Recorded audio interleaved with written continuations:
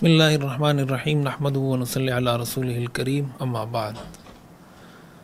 قرآن کریم کا اگر ہم مطالعہ کریں تو جب کفارے کا ذکر کرتا ہے قرآن کریم کہ اگر مثال کے طور پر کوئی آدمی قسم توڑ دیتا ہے تو اس کو کیا کفارہ ادا کرنا ہوگا، زہار اگر کوئی کر لیتا ہے تو اس کا کہ زہار کا مطلب کوئی اپنی بیوی کو یہ کہہ دے انت علیہ کظہر امی، کہ تم میرے لیے ایسی ہو جیسے میری ماں کی پیٹھ، تو اس کا کیا حکم ہے، وہ ایک تفصیلی مسئلہ ہے، اس کی تفصیلات کیا ہیں، اس کا کفارہ کیا ہے، تو قرآن نے اس کا ذکر کیا ہے۔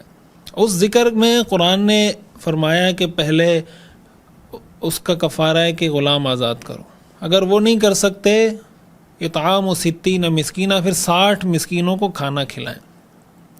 اس کا مطلب یہ کہ قرآن کریم نے 60 مسکینوں کو کھانا کھلانا غلام آزاد کرنے کے الٹرنیٹ کے طور پہ ذکر کیا ہے کہ اگر آپ 60 مسکینوں کو کھانا کھلا دیتے ہیں تو یہ ایسا ہی ہے گویا آپ غلام آزاد کریں۔ اور غلام آزاد کرنے کے بارے میں حدیث میں آتا ہے جو غلام آزاد کرتا ہے اللہ تعالیٰ اس کی گردن کو جہنم سے آزاد کر دیتے ہیں۔ جہنم سے خلاصی کا، جہنم سے آزادی کا ایک سبب ہے غلام آزاد کرنا۔ تو جب مسکینوں کو کھانا کھلایا جا رہا ہے اس کا مطلب یہ بھی غلام آزاد کرنے جیسا ہی ہے، جبھی تو اس کا الٹرنیٹ ہے۔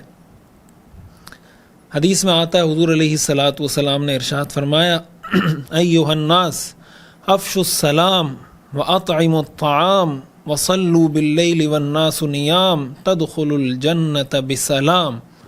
اے لوگو، سلام کو عام کرو، مسکینوں کو، غریبوں کو کھانا کھلاؤ، اور رات کے اس وقت اس پہر اٹھ کر اللہ کے حضور سجدہ کیا کرو جب لوگ سو رہے ہوں۔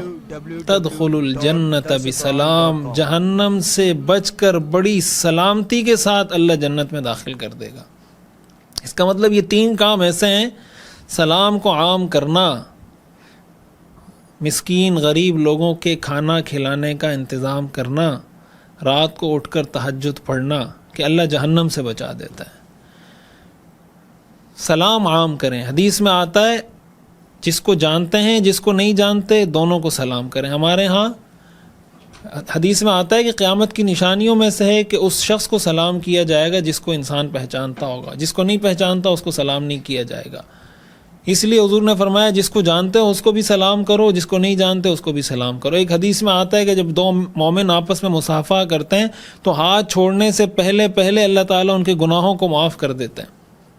اس لیے سلام کو عام کرنا چاہیے۔ انسان جہاں سے گزرے، ظاہر ہے اس کے مواقع ایسا نہیں کوئی کھانا کھا رہا ہے، کوئی استنجا کے لیے بیٹھا ہوا ہے، کوئی اپنے ضروری کام میں مصروف ہے، مطالعے میں مصروف ہے تو آپ اس کو سلام کریں، یہ مطلب نہیں ہے۔ جہاں موقع ہو سلام کرنے کا وہاں سلام کو عام کرنا چاہیے، ٹیلی فون پر ہو، میسج پر ہو، واٹس ایپ پر ہو تو ہیلو ہائے کی بجائے السلام علیکم کو فروغ دینا چاہیے۔ دوسرے نمبر پر اس بات کا اہتمام کرنا چاہیے کہ اپنی بساط کی حد تک جتنا غریب کو کھلایا جا سکتا ہے، جتنا اس پہ خرچ کیا جا سکتا ہے، اس کے لیے افطاری کا اہتمام کیا جا سکتا ہے، اس کی گھر کے راشن کا انتظام کیا جا سکتا ہے، اس کا اہتمام کریں۔ اور تیسرے نمبر پر تہجد کا اہتمام۔ یہ اعمال ایسے ہیں جو انشاءاللہ جہنم سے خلاصی کا ذریعہ بنتے ہیں۔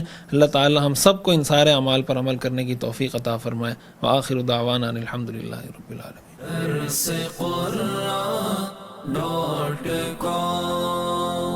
www.darsequran.com